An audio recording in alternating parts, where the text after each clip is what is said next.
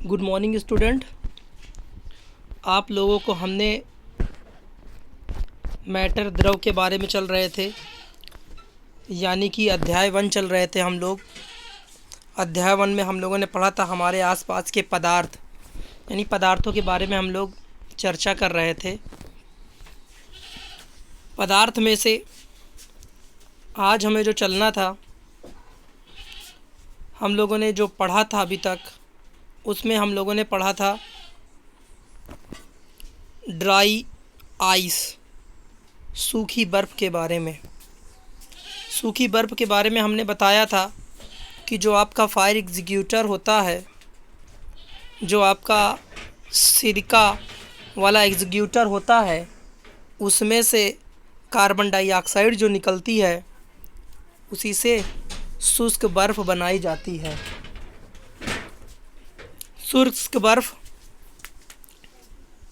को आपको बताया गया था कि कैसे हम सॉलिड से सीधे गैस में और सीधे गैस से सॉलिड में बदल सकते हैं।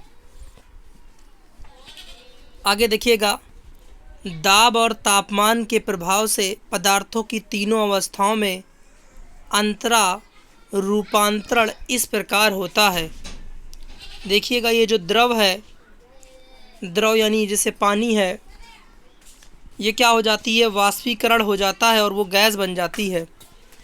और गैस, ये फिगर बना लीजिएगा, गैस संघनित होकर के, जैसे जो वायुमंडल में नमी होती है, वो संघनित होकर द्रव में बदल जाती है।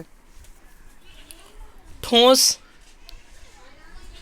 ऊर्ध्वपातन की क्रिया के द्वारा गैस में बदल जाती है और गैस भी ऊर्ध्वपातन की क्रिया के द्वारा सीधे ठोस में बदलता है। कहने का मतलब देखिए गौर से कि ठोस का गैस में बदलना ऊर्ध्वपातन है सीधे, या सीधे गैस का ठोस में बदलना ऊर्ध्वपातन है। इसी प्रकार द्रव का गैस में बदलना आपका वाष्पीकरण है और गैस का द्रव में बदलना संघनन है। जैसा कि आप लोग देखते हैं कि अगर बर्फ़ डाल करके या ठंडा पानी भर करके गिलास में रख दिया जाए, तो कुछ समय बाद गिलास के बाहर कुछ बूंदें दिखाई देने लगती हैं। ये बूंदें गिलास के अंदर से तो नहीं निकल सकती हैं, परंतु वायुमंडल में जो गैस होती है वही जम करके द्रव में बदल जाती है, यानी कि संघनित हो जाती है। देखिए गौर से, द्रव का गर्म करने पर गैस में बदलना वाष्पीकरण कहलाता है। गैस का ठंडा होकर द्रव में बदलना संघनन कहलाता है। ठोस का सीधे गैस में बदल जाना या गैस का सीधे ठोस में बदल जाना ऊर्ध्वपातन कहलाता है। आगे देखिएगा, ठोस का द्रव में बदलना, जिसे हम लोग पिघलना बोलते हैं, उसे संगलन कहते हैं, यानी गलना। इसके बाद द्रव का ठोस में बदलना जमना कहलाता है। देखिए 6 आपकी हेडिंग है, वैसे 5 हैं मोस्टली, 5 हेडिंग आपकी तैयार हो गई यहाँ पर से। ठीक है, आगे देखिएगा, वाष्पीकरण, जो यहाँ पर वाष्पीकरण पढ़ा है उसके बारे में, वाष्पीकरण के बारे में पढ़ेंगे। एक ऐसी सतही प्रक्रिया जिसमें द्रव पदार्थों में सतह के कण क्वथनांक से नीचे किसी भी तापमान पर वाष्प में बदल जाते हैं। ध्यान दीजिएगा, एक होता है गलनांक और एक होता है क्वथनांक। ऊपर की तरफ हम लोग पढ़ चुके हैं।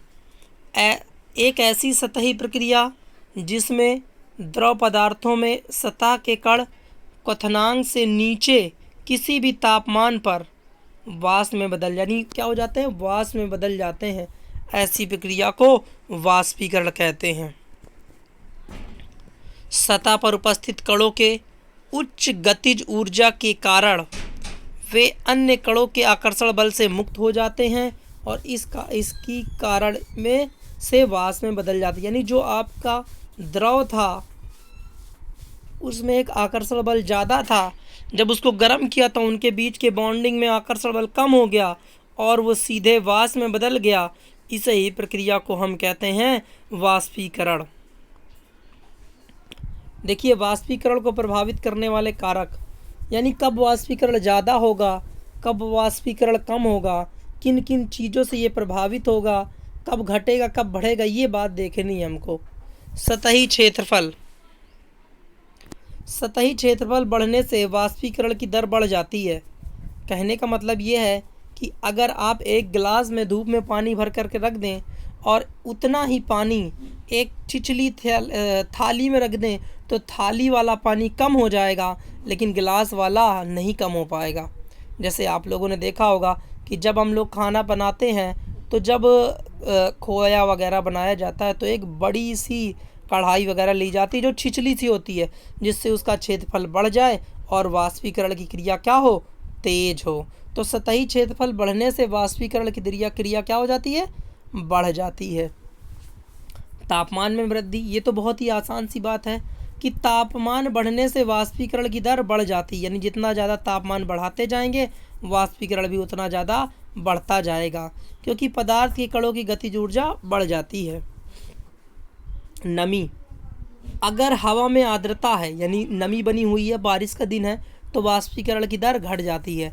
अब देखिए, बारिश के दिनों में अगर पानी रखेंगे तो कम वाष्पीकृत होगा, लेकिन अगर आप गर्मी के दिनों में पानी रखेंगे तो ज़्यादा वाष्पीकृत होगा, क्योंकि ज़्यादा जो है आपका नमी होने पर वायुमंडल पे ज़्यादा वाष्पीकरण नहीं हो पाता। और वह नमी कब रहती है, ठंडी के दिनों में, बारिश के दिनों में। बारिश के दिनों में सबसे ज़्यादा नमी रहती है। वायु की गति, अगर वायु की गति बढ़ जाती है तो वाष्पीकरण की दर भी बढ़ जाती है। देखा होगा भाई, अगर वायु जो हवा बहुत तेज़ चल रही है, ठीक है, गर्म हवा हो, है ना, उसमें नमी की मात्रा नहीं होनी चाहिए, तो अगर हवा तेज़ चल रही है तो उसमें वाष्पीकरण भी अधिक होगा। ठीक है, इतना ही चलेंगे और अच्छे से देख लीजिएगा बच्चों। जो प्रॉब्लम लगे, जो समझ में ना आए, बताइएगा कि सर समझ में नहीं आया है। इसको बार बार, आज आपका ये 6वां वीडियो है, इसे बार बार आप रिपीट करके देखिए ताकि आपका पहला लेसन बिल्कुल क्लियर हो जाए। सारे क्वेश्चन यहीं से पूछे जाएंगे, कोई बाहर से नहीं आएंगे पेपर में, और अच्छे तरीके से आपके पास अभी टाइम है और याद कर लीजिए। ठीक है, थैंक यू।